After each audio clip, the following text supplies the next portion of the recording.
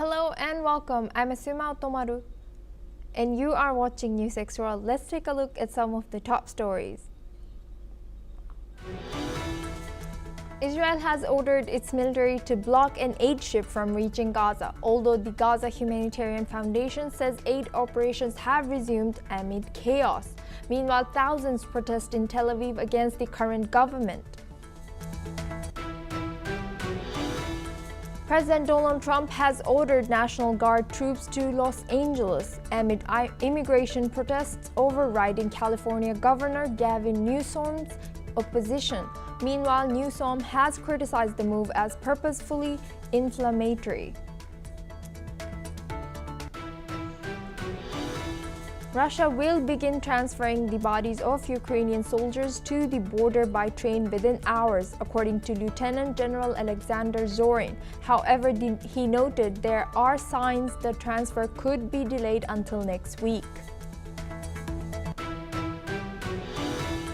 Russia says its forces have reached Ukraine's Dnipropetrovsk region, marking a further westward advance in the war. Meanwhile, Moscow and Kyiv clash over the return of fallen soldiers' bodies amid stalled peace talks. British Finance Minister Rachel Reeves will allocate $116 billion for research and development in this week's spending review. This will fund AI, drugs, and batteries. Colombian Senator Miguel Uribe was shot at a campaign event in Bogota, has successfully undergone surgery. Meanwhile, the US and Spain have condemned the attack, while Marco Rubio blamed the Colombian President Petro's rhetoric for inciting such violence.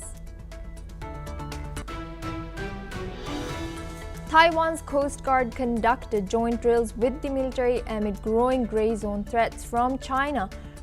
President Lai Ching-te and U.S. diplomat Neil Gibson attended the exercise. Meanwhile, the U.S. and China are set to hold trade talks in London tomorrow. The U.S. Oceans Conference kicks off in Nice, bringing together leaders to tackle marine pollution, climate threats, and sustainable fishing. Top environmental diplomats from dozens of countries are taking part. Trains with bodies of Ukrainian soldiers will start moving to the border in an hour, according to Russian General Alexander Zorin. This comes after a series of ambiguous statements from Moscow, which yesterday accused Ukraine of delaying the exchange of prisoners and bodies. Ukraine denied the allegation, saying Russia had not honored the agreement over prisoner selection and was acting unilaterally on the bodies of the deceased soldiers, as no swap date had been agreed. Meanwhile, Russia claims that its forces have reached Ukraine's Dnipropetrovsk region. The area borders Donetsk to the west and Zaporizhzhia to the north. According to reports, the Russian Defense Ministry has said that a tank division advanced to Donetsk's western border and is continuing into Dnipropetrovsk. Moreover, reports also suggest that Russian forces have reportedly captured Zoria in Donetsk. This comes after Russia launched a major overnight drone and missile attack on Ukraine. 49 drones targeted Kharkiv and Donetsk, while 3 missiles were launched from Crimea and Zaporizhzhia.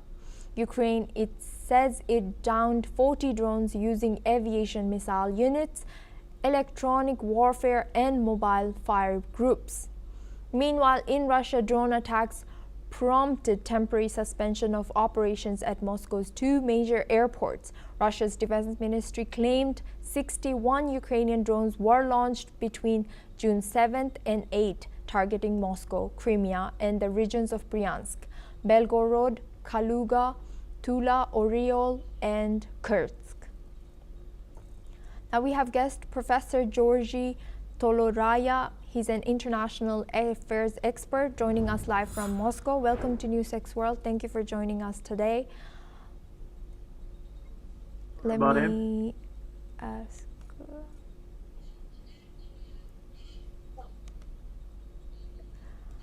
If Russia is serious about humanitarian principle, then why the returning of the bodies of fallen Ukrainian soldiers, and why use this as a bargaining chip, according to you? I see that the Russian suggestion to return the bodies, which were collected, which were frozen, which were identified, it took Ukrainians by surprise. They were confused. Looks like they didn't expect that. And this is for two reasons why this is so inconvenient for them. Because first, they would have to formally admit the losses, the dead who were previously not accounted for, or they were maybe classified as missed in action. And second, of course, is the economical side. Because once a person who deceased in combat is identified, the state is supposed to pay compensation, and rather considerable sums were determined in Ukrainian law. And looks like the Ukrainians want to use this money somewhere else, on some better terms. So they're not very eager to admit the losses and to pay the compensation. I think this is the reason for the confusion and for the delays. And are peace talks still viable when humanitarian coordination breaks down, with both sides clashing over the repatriation of war dead? Can stalled peace talks realistically take place? Well, Russia is not clashing about the return of the bodies or exchange of prisoners. We're absolutely clear on that, and we're doing this for humanitarian reasons. I said why it is not convenient for Ukrainians, but that's their business. It's not corresponds to Christian morals at all, but that's the way it goes. And of course, on Russia's side, there are no objections to the peace talks. Once the process continues, once the Ukrainian side will start a memorandum, the draft memorandum, which we handed over, I think that we presume that the peace talks may resume. And how is the Dnipropetrovsk advance likely to affect Western support for Ukraine? Well, West is still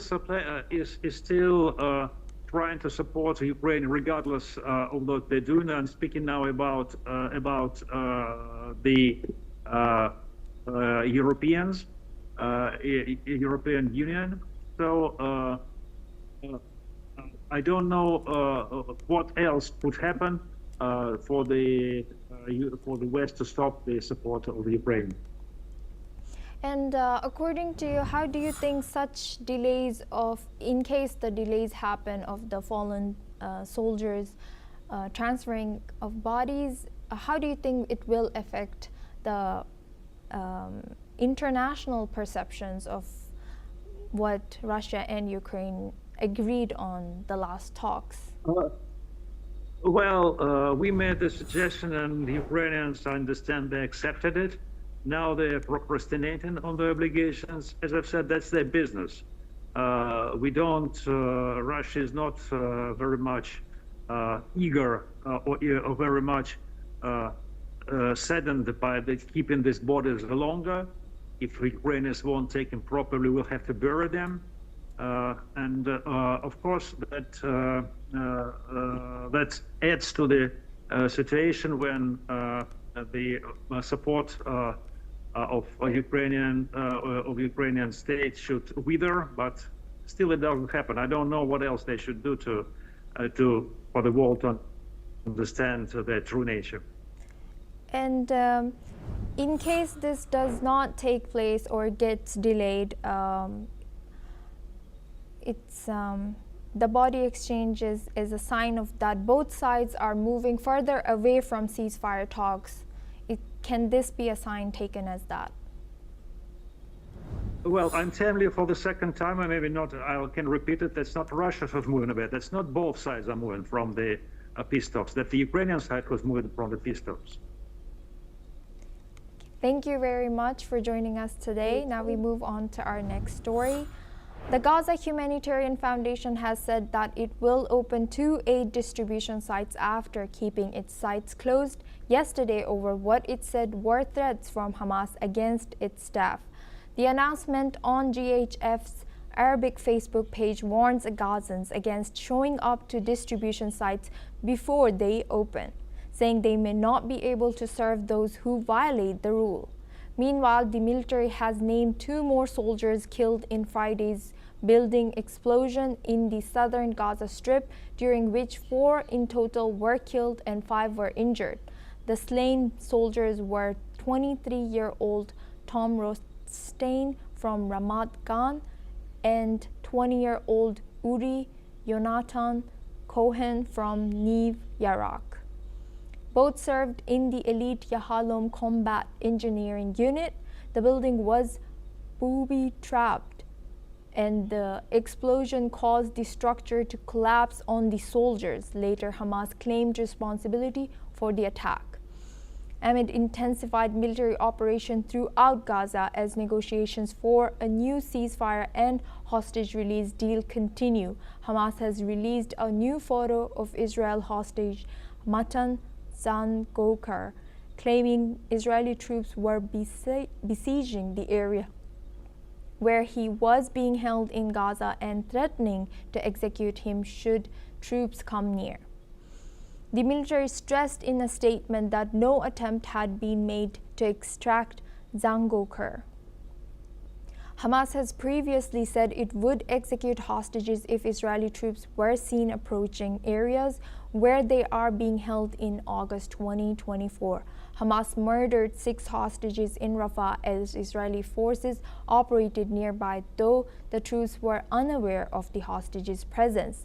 Their bodies were found a few days after their executions.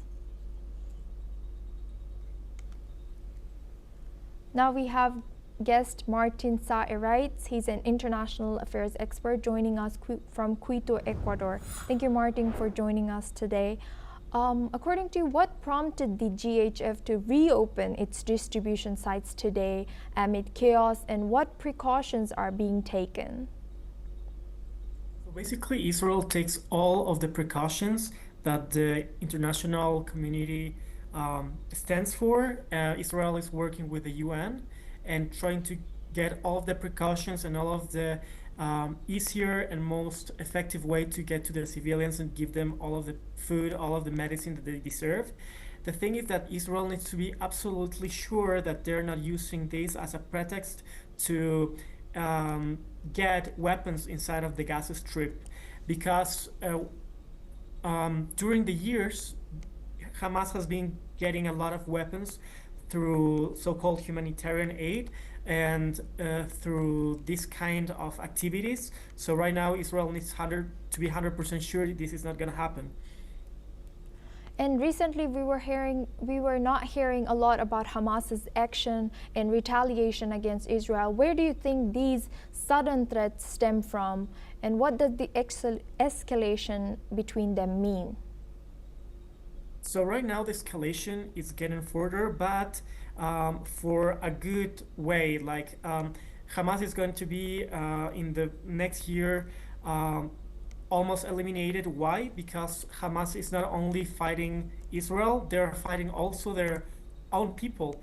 People in Gaza realize that Hamas is the cause of this war, they're the cause of their suffering, and also the militia of the power of the people, which is supported by Israel, is fighting Hamas. So Hamas is already acknowledging that their end is going to be soon to be happening, and they are basically fighting everyone, not only Israel, also civilians in Gaza.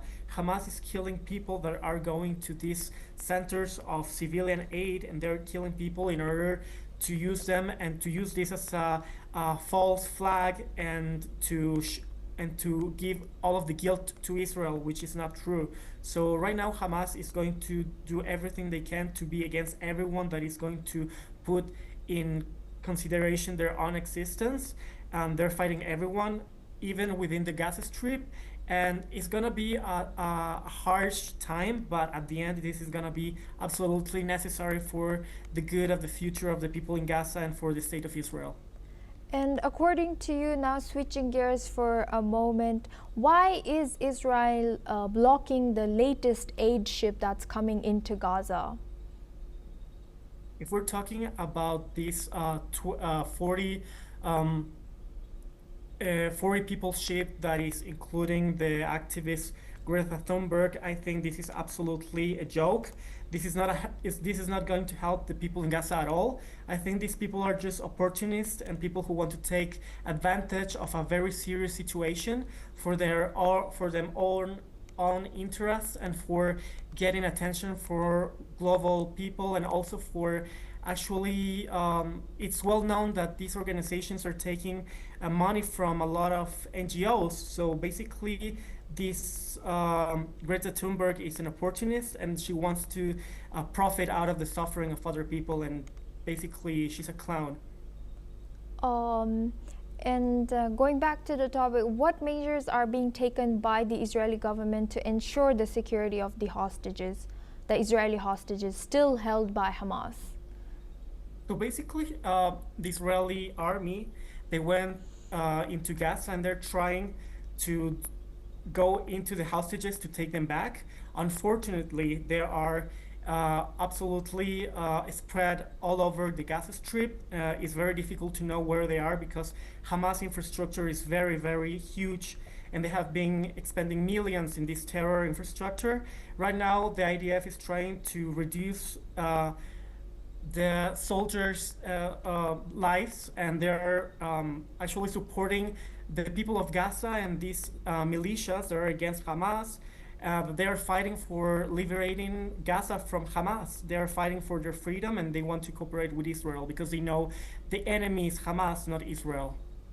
And staying in Israel's topic, since there are a lot of rallies taking streets in Tel Aviv against the current regime, since there are a lot of massive protests in Israel, yet no response from the current government, do you think they are not able to say anything or to their own people? What do you think the reason could be? Of course, I think the opposition for the current government of Israel has been going through even before the war. I mean, half of the population of Israel is against the current government. However, whether the government is doing their rights okay or not, the system of Israel is still a democratic country. They allowed freedom of expression. Their military is absolutely following international law, even though it has been criticized. In my opinion, yeah, the Netanyahu government has been getting a lot of protests against, and even before the war, there has been a lot of protests against the government because of the reform in the laws and the judiciary. So I think this government has a lot of failures, has been doing a lot of wrong things in terms of economy, of budgeting, on the relations with the international community. But again, if we're talking about the country, Israel is still a very strong democracy, and they're letting people to express their concerns about the current government. And do you think that this current situation in Tel Aviv and the protests taking Hamas, do you think this is pushing the government to some kind of urgency or more division, creating more division in the region? I think it's creating more division because right now the Israeli government, they have the strong support from a lot of religious parties, and they're not gonna change their mind because of the protest.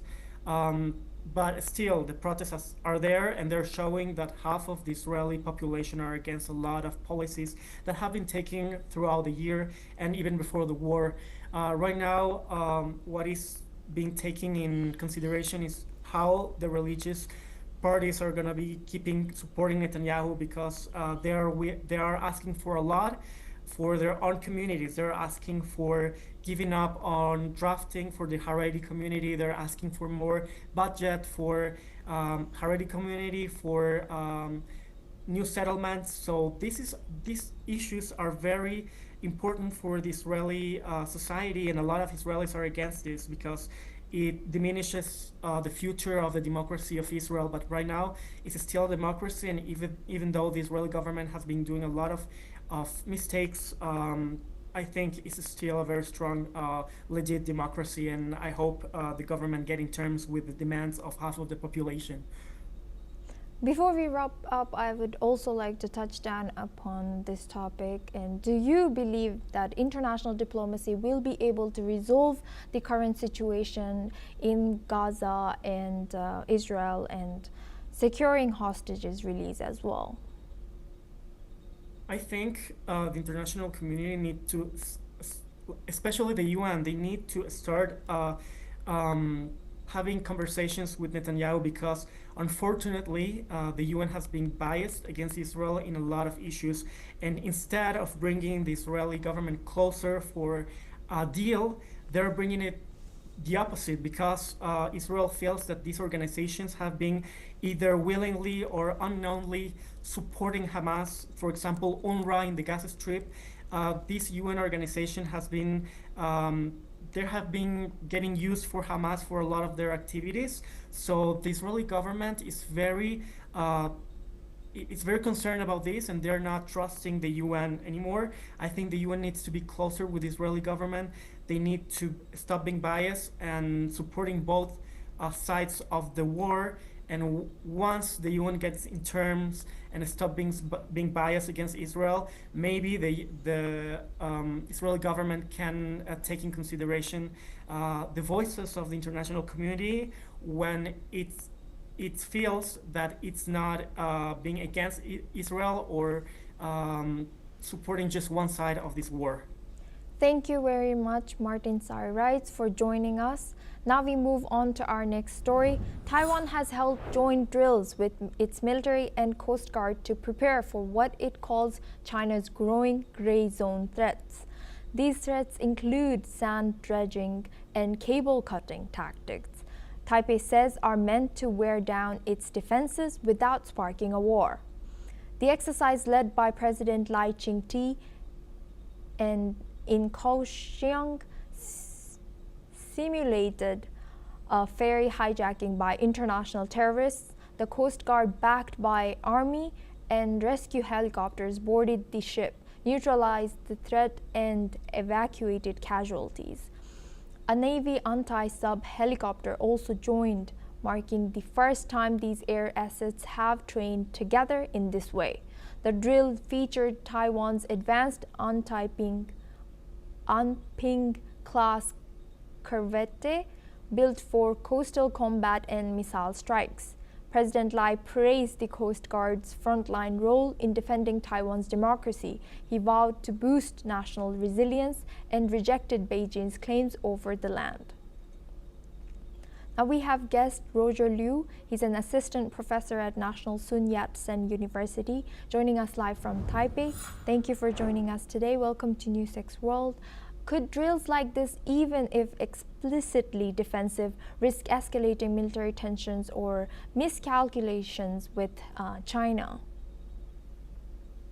Thank you for having me.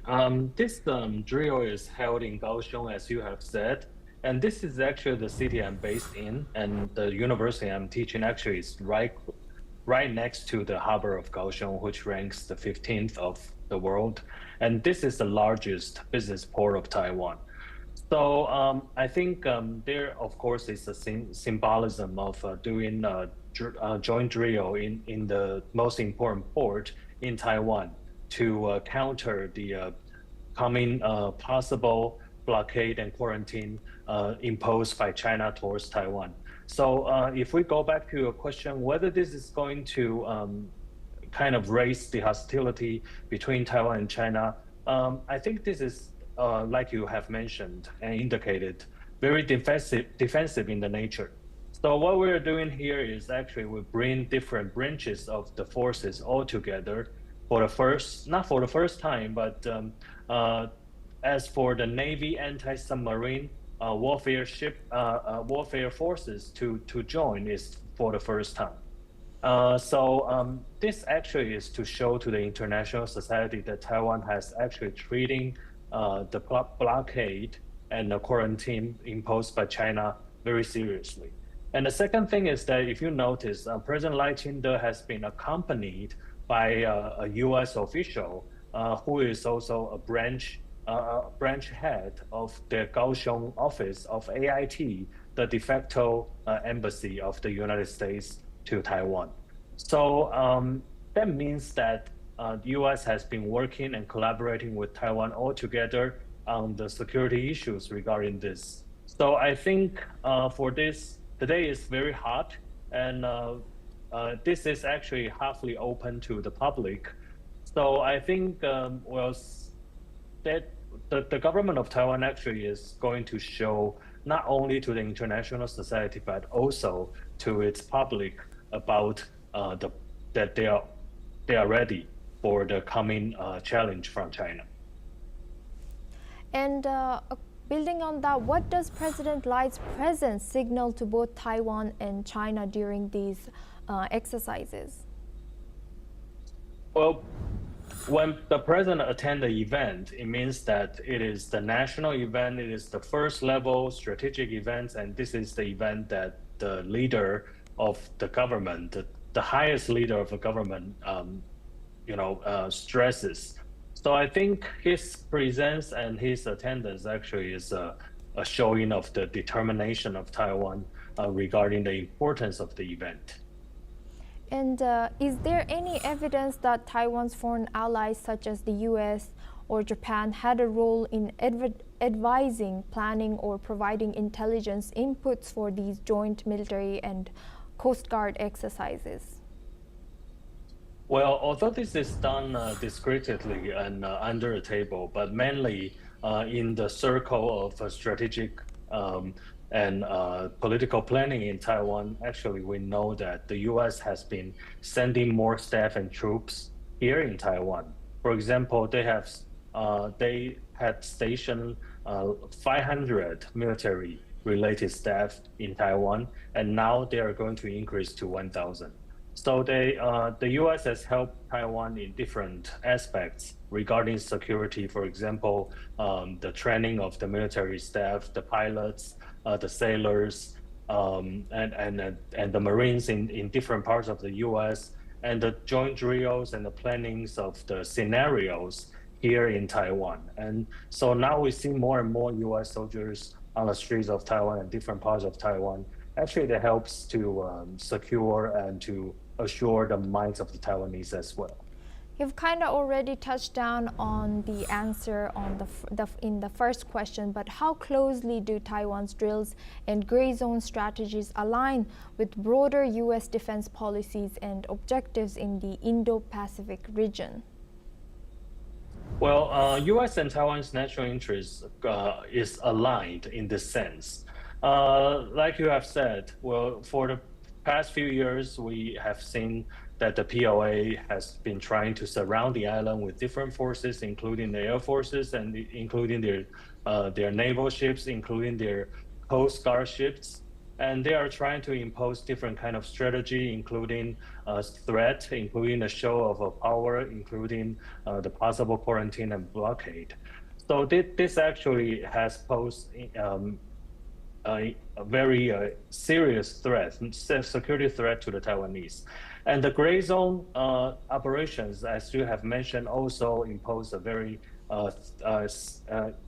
essential threat to the Taiwanese. For example, they cut off the undersea cable by the ships not directly belonging to the Chinese, but they use this kind of strategy, actually trying to sabotage the critical infrastructure of Taiwan, including the underwater cables and other things. So, well, the PLA and the CCP, the People's Republic of China, actually has been trying and experimenting different tactics against Taiwan and sabotage Taiwan's security. So we have been very on high alert for the past few years, and working with the U.S. actually will be promoting this kind of situation and tactics that we can use against the PRC. Thank you very much, Roger Liu, for joining us and sharing that insight with us and our audience. Now, well, that's all we have time for. We will continue to bring more news updates from around the world.